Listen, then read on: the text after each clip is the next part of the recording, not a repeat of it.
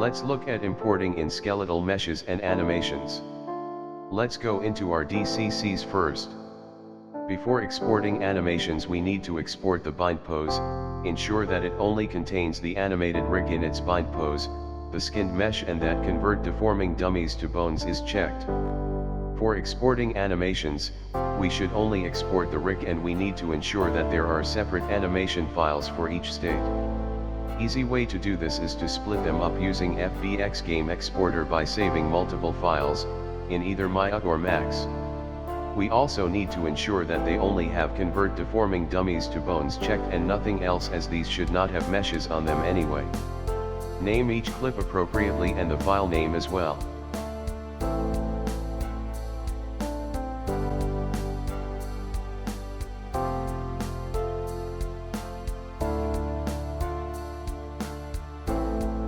If you have separate clips that are named semi-randomly, it will still work, but not so well for the animations only option.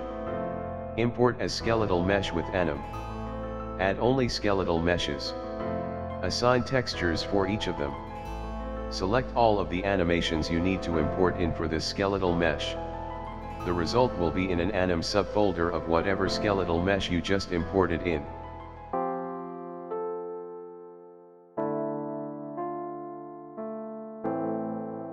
Import as animations only.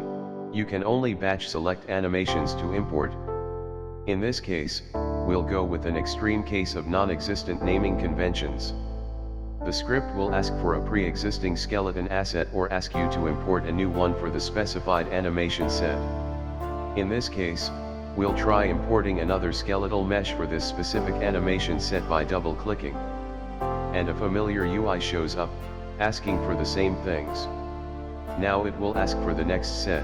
This set is supposed to be for the same skeletal mesh as before, so we'll just select what we just imported. In this case, the fuzzy matching was confident enough in these sets of animation files, so we can click less.